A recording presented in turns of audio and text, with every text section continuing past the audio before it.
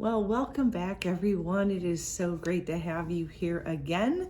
And on today's episode, I was going to give you a little bit of a background on my fitting that happened 2 days ago, and how sockets fit.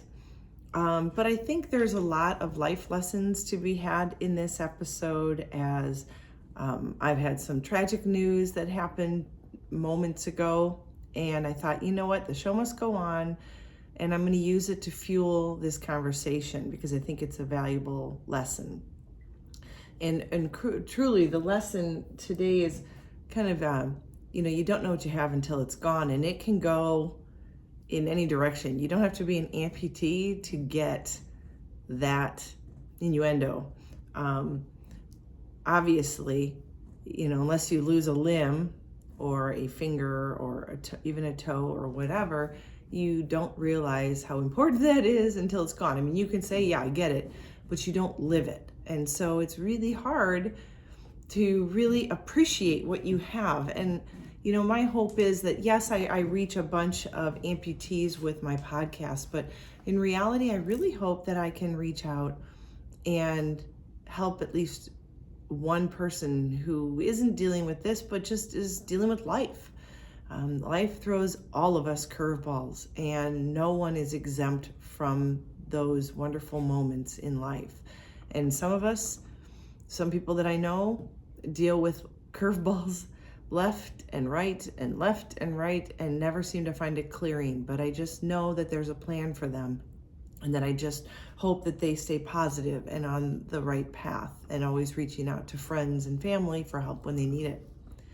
But like me, losing a limb, I knew what I was getting into losing it, but I didn't really know what I was getting into losing it until I was up and at 'em and trying to walk around my house, or making my first meal for my family, or navigating the shower. And I'll tell you what, after 2 years of dealing with our shower at our old house, that has been quite the challenge in this new home. And I don't know how else to explain it, except that, like I said in the last episode, I don't shower with my leg on, so I take crutches to the edge of the shower. Then I kind of have to jump in, and jumping on your good leg isn't always the best thing. It's not good for your good knee, but I have to do that because it's probably about 5 jumps to the seat that I have in my shower. And then there's times where I just need to stand. So I'm trying to stand, and you wash your face, you lose all your balance when your eyes are closed and the water's washing shampoo off your head. So I need to be careful with that. But then the trickery comes when the shower's off and the floor is wet, and you have to hop back to your crutches. So I don't even hop. I kind of do one of these scooch my foot, toe, heel, till I'm close enough to grab my crutches. So I'm still learning, and I didn't realize what I had until it's gone. Not just my leg, but the shower I used to have. It was a big shower then. This one, the introductory section of the shower is like its own little hallway. So didn't even think about it. And it's wet all the way up to my rug that I have near the edge. So that's another example. What I went through this week was I finally was able to go in, and I was able to get my brand new socket. And the socket is the part that actually goes up on my leg. I have a skin fit one, and it suctions.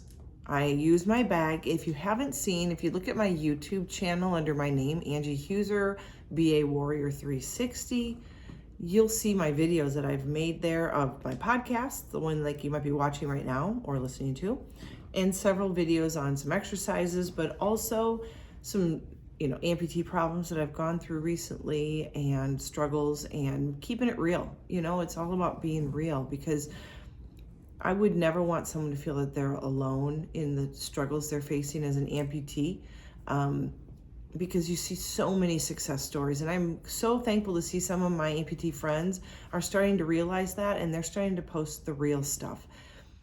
The days that we struggle, we don't want a pity party, and I surely never want one. I'll do my own. I can do a pity party just fine without anybody's help.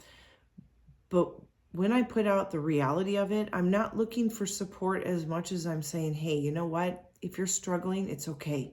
I'm struggling with you. It's not always perfect. It isn't always roses. It's always not always sunshine. And actually today it's been pouring rain. It's monsoon season here in Arizona, and we got stuck in just pouring rain. So I like to keep it real. And if you go on there, you'll see that a video that I made, I think I put it out yesterday, of the whole fitting process that I went through on Monday. And my prosthetist took a video in that clip of me putting my bag on my leg and putting my brand new socket on. Now I say this because sometimes it's kind of hard to explain that, and it's just really much easier for you to just take a look at a video that shows that. But I basically put on a 2-layered sock, or bag, if you will, pull it through a hole at the bottom of my socket, that is my valve, that I take off to put my leg on. And I have to pull with all my might downward while I'm kind of pulling my residual limb up, so that there's enough give on the bag to pull my skin down inside of it, pull the bag out, and then lock in the valve, and I have suction. Well, as I know, because this comes with time, and that's another reason why I want to do these podcasts, is because yes, best laid plans never seem to work out for anything, for anybody in any walk of life.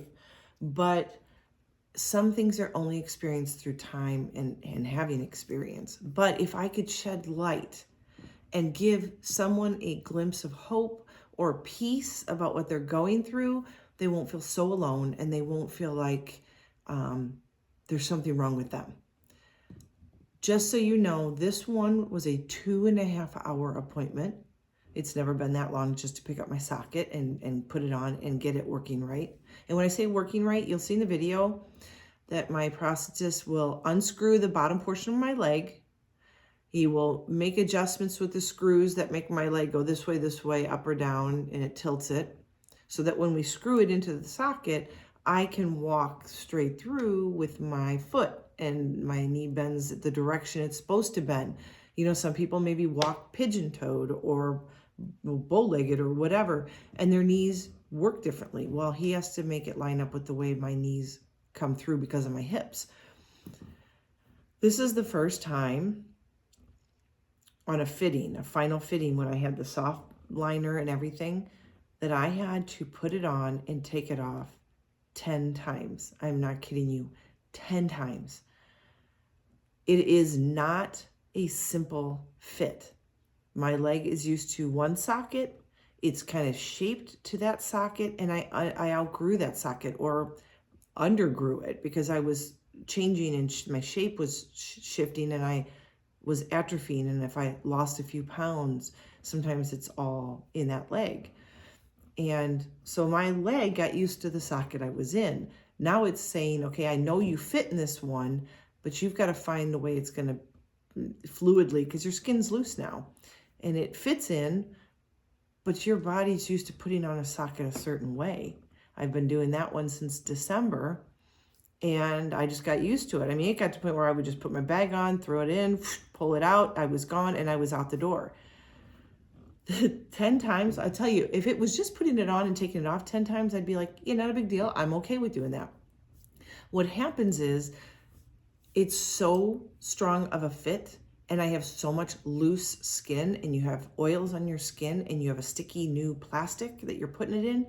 I stuck so bad. And if you go back to my video on YouTube with the one that's called Amputee Problems, you'll get it. I was stuck by myself here with my test socket 2 weeks ago, and I was literally in tears. Like, I'm a fighter, but this kicked my butt. I mean, I literally had sweat and tears just dripping down my face. I had just taken a shower, done my hair, done my makeup, and I was just a hot mess. It was that exhausting and that emotionally draining that I will tell you that the rest of that day, I was a beaten woman. Like, I couldn't do anything. I was emotionally drained, physically drained, mentally drained. And I thought, oh, you start going, and then I got to do this tomorrow? Great. Well, that happened on Monday. I couldn't get my socket off. So when it's on wrong and then you can't get it off, it's a double frustration because you've put it on wrong once. Okay, not a big deal. Once is not bad. Second time, okay, not so bad. But I'm getting tired. My fingers hurt because I'm trying to push my socket off. Once you get to 3, 4, 5, 10 times of putting it on wrong, you start going, what am I doing? What's wrong with me? You start questioning. I don't even question Randy, my prosthetist, because I know he knows what he's doing. I know what's happening with my body because I'm in tune to my body. And that's an important aspect for anybody in any walk of life and anything you're going through. I know my body. I know why it's sticking. One, brand new socket. It is clean. There's no residue on it. There's no sweat and old skin. I mean, it's gross, but it's true. It is clean plastic. And then you have soft skin. So as much as I'm very proud of myself for having lost, I think about 55 pounds since my surgery, not counting the 10 pounds of my leg, the problem with that is my residual limb has a lot of excess skin because not only did I lose the weight, I also atrophied. Now I just got skin. Well, skin that's loose ain't gonna come out of a brand new socket, and not until you get it worn in. So I will have to say that Monday it got to a point where I started to sweat, but luckily Randy and David are funny guys. They saw me struggling and I just was like, come on.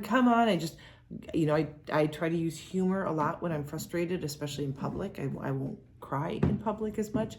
Not that it doesn't happen, it does. But when it comes to this, I know I'm a stronger person and I just had to stick to it. Yes, after 10 tries, I finally got it on decently enough to make new adjustments. To say that it was on perfect, not even close. I could tell because when I walked out of there, I was still kind of walking with a little bit of a waggle in my heel, but I could walk. And I knew I had to go to the grocery store. So I'm like, you know what? You're just going to deal with it. And off to Costco I went. So I didn't pick the smallest store to go into, but that's, that's just me. Like I get a new socket, my life goes back to normal. I don't go, well, I need a day or two to figure it out. I just start doing my life. I don't want to waste any more time. I wasted 7 years of sitting on my back, recovering from surgeries. I'm done wasting time. Life is way too short. Life is going way too fast. So after that, I just wanted you to know that when you go in for a fitting, now you've had a test socket, you're now coming in, you've got the final, the one you get to take home. It's exciting, it's brand new, but there's a lot of fear that comes with that. For me, a lot of anxiousness, anxiety. Again, I don't like to slow down. I don't like to stop my life. I'm done with that. So I know I'm going to beat the crap out of my residual limb because I'm not going to take rests. I will not take it off. It will be on me all day. Doesn't matter what it feels like. And that being said, you have to know your own body. Again, I could promote that. You know what? You want to get used to it? Don't take it off. But that isn't the case for everybody. I don't have infection issues. Thank you, Lord. I don't have sores. I rub raw sometimes, but there is no one blanketed statement. And I say this, and I'm going to say it again. There is not one blanketed answer that works for everyone, no matter if your situation looks exactly like mine.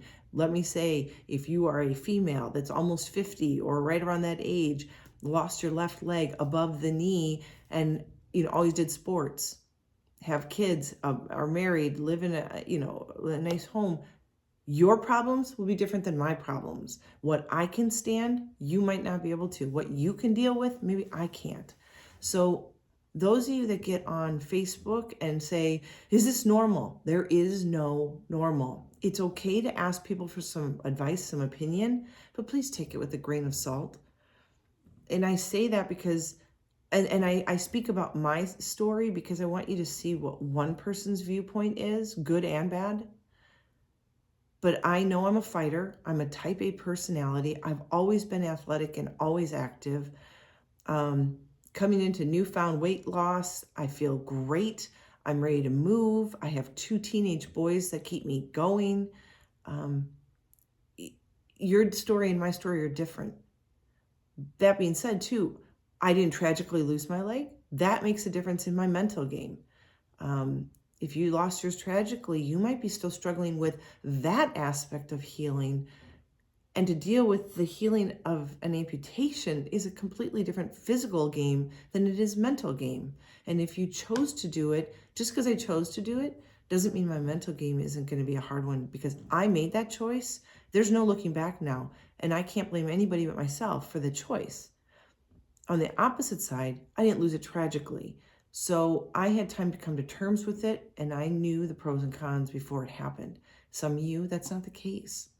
And that is something that you need to reconcile, you need to get over. So you not only need to physically get healed, you need to mentally get healed, and you need to emotionally heal. So there are all aspects. So when you ask people if this is normal or what should I do about this or this or this, you get people that are seriously, I'm sorry, they're know-it-alls on Facebook, and they will say, you got to do this. You have to do this. This is not right. You need to go. First, take a step back. You don't need a fearmonger in your life, and that's what you're going to get when you show people pictures of a sore or a wound. Your best bet is always just go straight to your doctor. Don't even question it. If it's not normal looking, you call your doctor. In my case, I'm well past that. I'm healed, and it's been a couple of years, but those first 2 years were ups and downs in healing. Any surgery, a surgeon will tell you it takes at least 12 months for the surgical site to completely heal and the muscle and the tissue around it. But for an amputee, it takes us a good 2.5, maybe even 3 years to climatize to the new limb, and the atrophying or weight loss, weight gain, change in the shape, all those things happen. So, you need to take it in stride and talk to your medical professional, not some stranger who thinks they know everything on Facebook. So please do that. Now, a question that came across to me today was about test sockets. And I'm grateful for this person reaching out, and she asked, is it normal to have 7 or 8 test sockets? Well, again, I don't know what normal is. I've only been to one prosthetist. He's my guy. He will be till the day I die. And I always get 1 test socket because, and if you're talking test socket, meaning the clear thing that you put on before they create the final socket, and that was the one I put on a couple weeks ago that I couldn't get off, and it was literally in tears because it was so stuck. I almost felt claustrophobic, and I thought I was never going to get it off. And then once you start pulling, it doesn't want to go back on right, so you can't even get up and start walking around. But if you're talking about that, I've only had 1 per socket, only 1 test socket per socket. And all I can say is my guess is my guy, when he does it, he takes extreme care and conscientious working, I can't even say that word, sorry guys, on casting my limb and making it fit right. Now, I have heard, and like I said, this is hearsay. I know what I know, and this is all I know. But what I have seen and heard around the community is some people use an electronic digitalizer, I guess, for fittings now, and they can kind of do an electronic and digital picture of your whole limb and all the structures and features, and they create a cast from that. My guy is old school, and I like that because he can feel the skin, he can feel the thickness or the thinness, he can find where my bone is, he knows where things are going to protrude. If I find a bone spur, which I haven't, thank you, knock on wood. And so when he casts it, he can even feel the casting tightening up and tells me to like pull my hip in and tighten my quad as much as I can, which I really don't have one, but I do. I still can try to tighten it. And he can feel my leg come in underneath me, and he can feel the fit and where it's loose and where he needs to maybe work it a little bit more, and he's totally hands-on. That might be the difference. And I never asked you, the person that wrote that question, if your guy does a cast on your limb, or if he does digital, or, I don't know if there's another way. Because that might make a difference. If they do it digitally and they put it on, it's a camera, it's a computer that's telling him what the shape is versus him feeling what really is going on with your body. So that might be the reason why you had 8. I will tell you, I have only had 1 per socket. I mean, now I've had probably 8 or 9 test sockets, but it's only because my legs matured, and that's over 2.5 or 2 years, where I've had a test socket.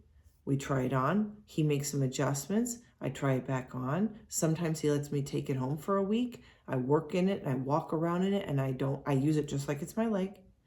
And then I tell him, hey, it's really rubbing here, too tight on the backbone, this. He makes some adjustments. I put it on. I walk around in the store for a little while with him. And then I take it off and give it to him, and he makes the socket. So that's the only adjustments I've ever had done to a test socket. I've never literally had him make a brand new one and try it. So that can be very frustrating. I can't even begin to imagine, because I was very patient with getting this one because I wanted it to be done really well and done right, because I feel like I'm coming very close to hopefully one of my final fits, as long as my weight doesn't fluctuate and, pigs don't start flying. I think I'm almost there. And that's really exciting, because once you start getting used to something, like I said before, you don't know what you got till it's gone. Putting on this one has been a challenge every morning, because I still toe in, and I'm still trying to figure out, I'm used to my valve being at a certain degree. You get used to feeling it in the same spot on your leg every time. This one is in a different location. It's a little bit up front, and it's weird. It's higher. It's just, and I think I'm positioning with the valve instead of looking at the knee. So I hope that sheds some light on your situation with, having 7 or 8 test sockets.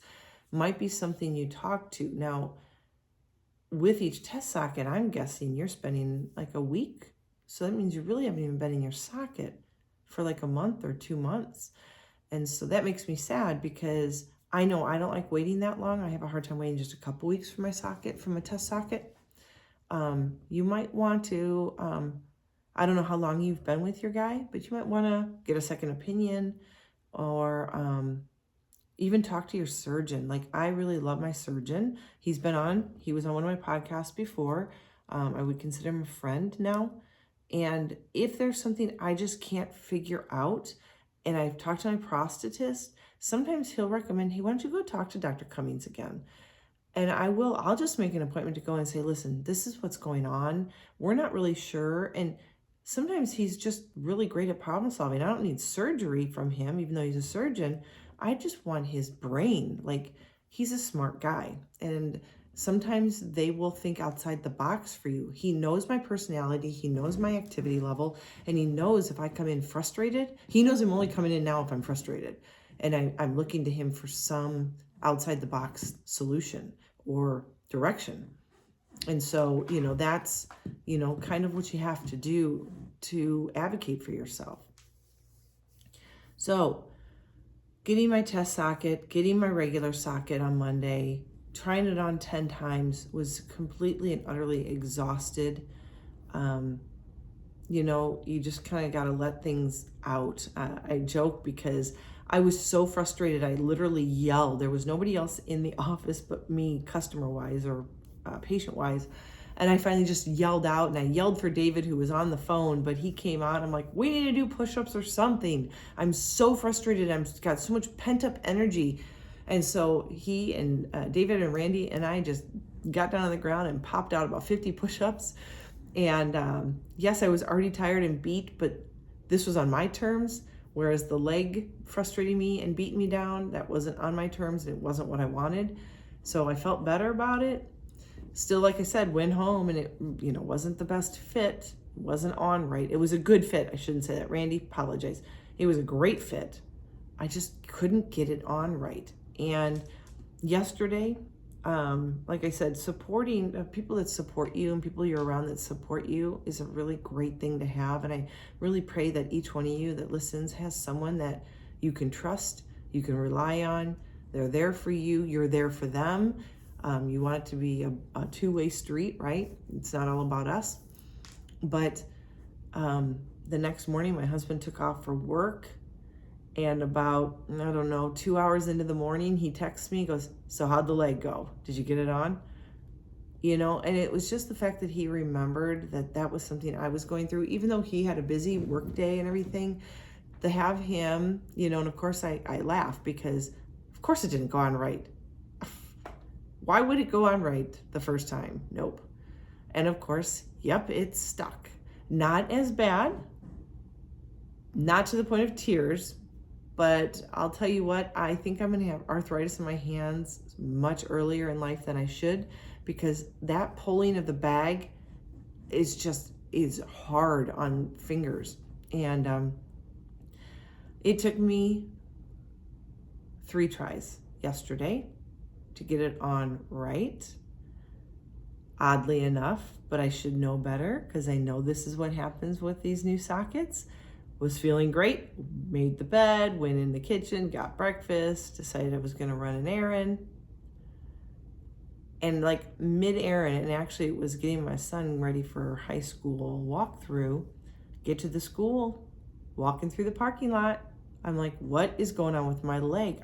Felt totally unstable again. And that it's not to me frightening anymore. I don't feel like it won't be there, but I don't like walking like I've got a waddle. Like I literally tip back and forth because if I kick through and it's moving funny, it just pulls you off balance. And then you're walking like you're drunk. Like, I'm not, I promise I'm not.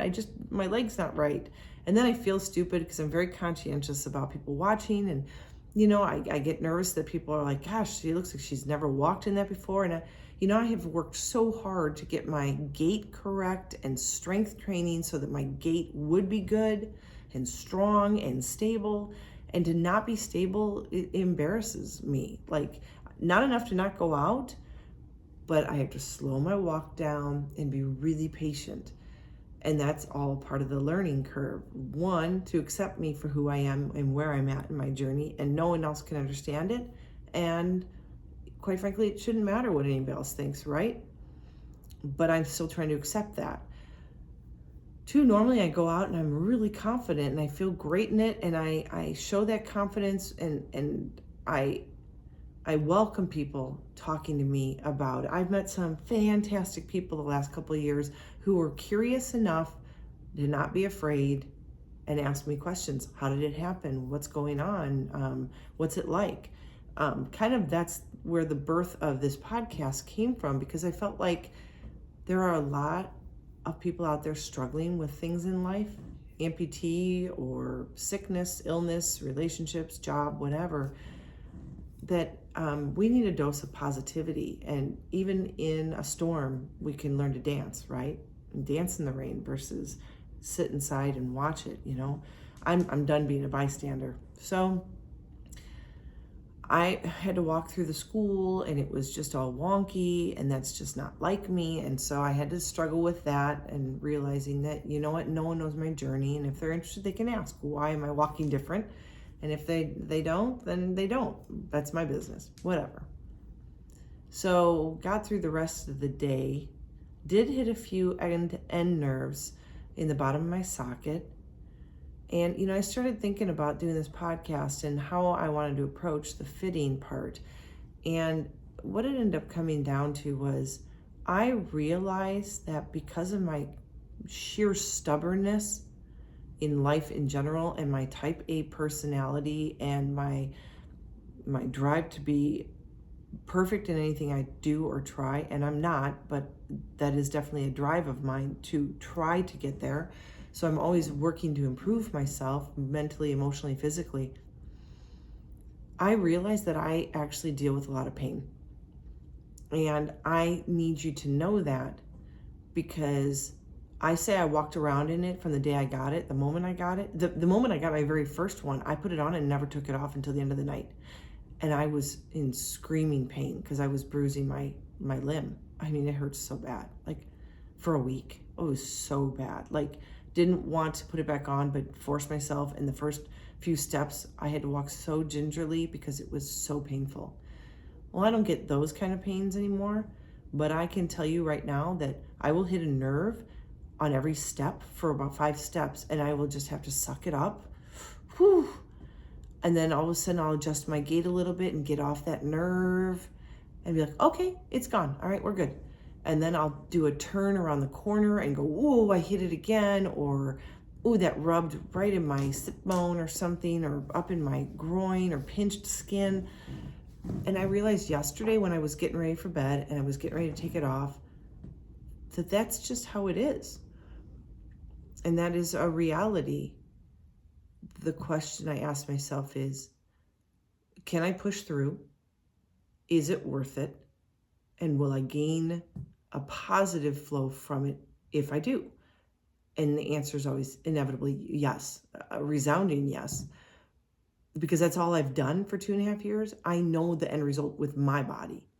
I push through because I know that if I can push through a week of pain, I'll be smooth sailing after that. If I give up, and I will tell you, there are times where this has hurt so bad that if I had a give up mentality, I probably would never have put my leg back on. And it would have taken, that would have been a full mental game because I would have psyched myself out, right? We can psych ourselves out all the time with things, and the mental game sometimes has to be stronger than the physical game. So knowing this, I hope this helps. There are going to be pains with every new socket. Even my husband has had to remind me, and I love that about him. He goes, I go, God, I'm a little nervous about this because I know what's coming. He goes, but you know it's coming. You know it's going to be hard for the first week. You'll figure it out. You'll get through it, and then you'll be onward and upward. And he's so right. But sometimes we forget because we want instant feel good. We want to change out, get the new socket. It's supposed to be better, fit better, but it takes time. It's like a new shoe. If I were to put on a brand new pair of running shoes and go and run a marathon straight from the store and run 26.2 miles, I am going to be bleeding somewhere. I'm going to have rubbed raw. Nobody ever does that. Marathoners, long distance runners, ultra runners, even hardcore walkers or hikers, you don't buy a pair of hiking boots or gym shoes and then run out and do 16 miles, 20 miles, 5 miles. You break them in, and everybody has their own little way of doing it. For me, the way I break my socket in is I deal with it. I wear it. Now, have I gone out hiking? No. Have I put my running blade on and tried running or jumping in it? No. But I am at stores, I'm grocery shopping, I'm making food, I'm doing laundry, I'm vacuuming. I am really busting my butt in my new socket. And yes, it's exhausting. At the end of the day, am I happy when I take it off? Yeah, because it's new and it's like taking your shoes and socks off and putting your feet in a pool. It feels good. So, don't lose hope. It's tough. The journey is hard. But if you figure out what makes you work and you tick and what you can handle, what you can't handle, find your thresholds, push yourself to that threshold, maybe even a hair past it, and go for it. You'll probably end up being a better person for it. And you might actually gain some mental toughness that will serve you well when another curveball is thrown to you in life. I have found that everything, every surgery and every doctor appointment, every PT that I had from 2013 to 2018 led up to my resolve and my mental toughness to deal with amputation. I 100% believe that. So that's just, the way it has to go. Now, next week, I'm hoping to have on my prosthetist because I want him to kind of give you more of a background on what we as amputees can do to make the fit work, give us a little bit of insight on what he's thinking as a prosthetist and how he deals with his job, because you know what, quite frankly, I think I make his job way too easy. because I'm pretty straightforward. I know what I want. And when I get in there, I don't complain about it. I just tell them what's going on. And I will take it, I will deal with it, and then I will come back a week later and we'll tweak it and I'll do it again. And I, smile on my face, and I just know this is part of my life. They're not so lucky. Not everybody gets people like that coming into their office. There's a lot of people angry. They're angry with the way their path in their life has taken. They're angry at the world. They're angry at the person that took their leg, whether it was a drunk driver or just a mishap of some sort.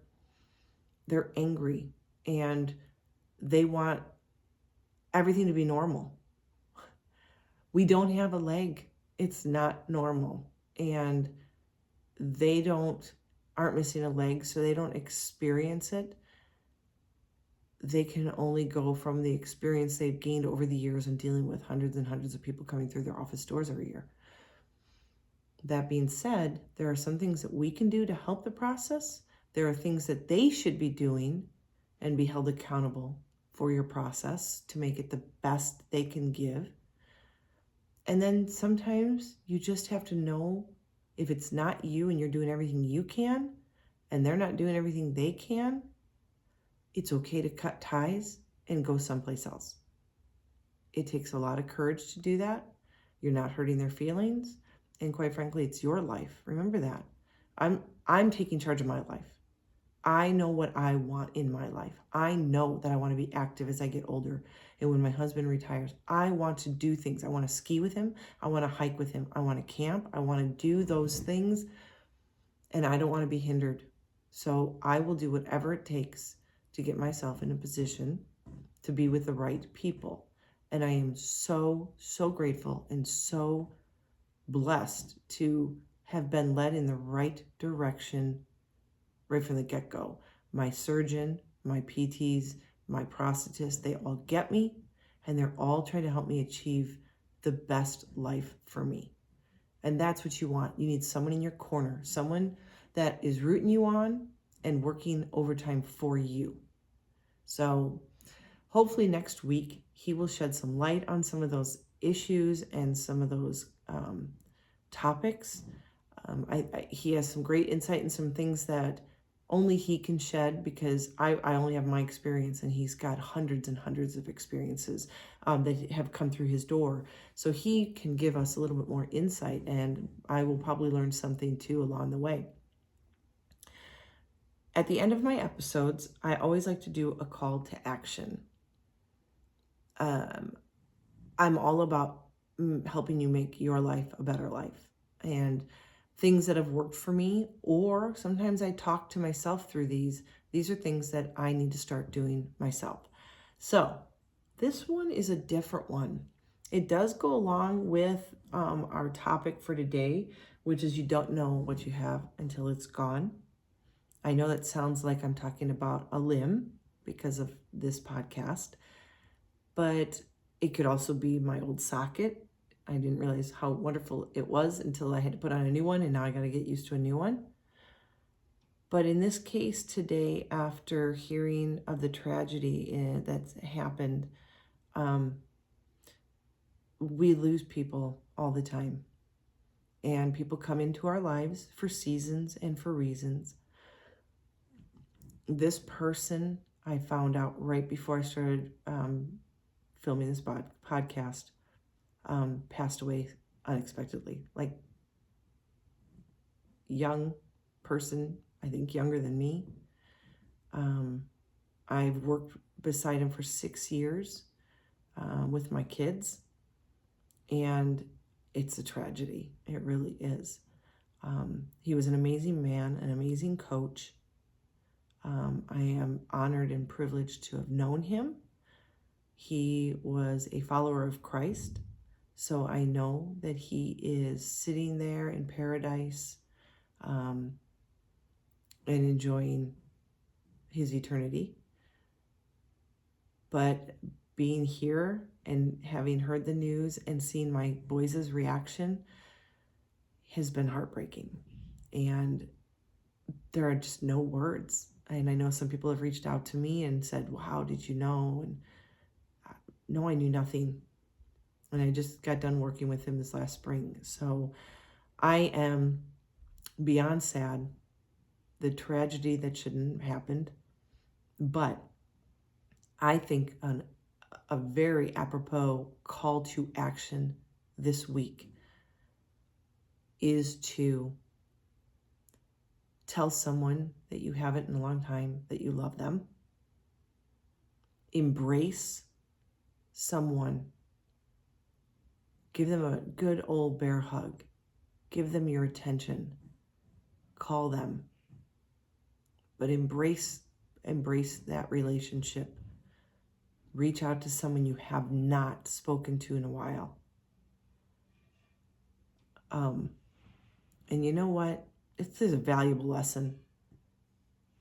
There are going to be people that you encounter on a day-to-day basis that are in a hurry or crabby, ornery, honking at you, maybe even flipping you off in a car on the way by. And yes, that has happened to me with my kids in the backseat. And the only thing I can tell myself is I haven't walked in their shoes. And I have no idea what happened to them today or in their past that makes them the way they are. And I can either choose to be angry and harbor that feeling in here and bring that garbage home and that darkness home to my family and be all upset by it. Or I can choose to see them in a different light for what it might be worth, have some grace, and let it go. As much as we always think that the world revolves around us and the reason that person honked at me was because of me, it isn't. You have to tell yourself it's because of them. If someone is angry at you in the grocery line, it isn't about you. It probably has something to do with what they've dealt with, a phone call they just got, or an email like I got. You don't know. That person driving crazy, maybe they flew past you because someone they love is in the hospital. So I think a good word here would be grace. To have grace with the people you encounter on a day-to-day basis and approach them with a smile. Let it roll off your back. You got enough things on your plate. You don't need to worry about other people's issues. But please don't forget to reach out to the people you love and tell them you love them. So call to action's real simple. This week, each day, find someone new that you haven't talked to in a while. Call them, go to their house, give them a hug, maybe even smile at a stranger. You never know whose life you might change from a simple, free act of kindness. Well, until next time, as always, be healthy, be happy, be you.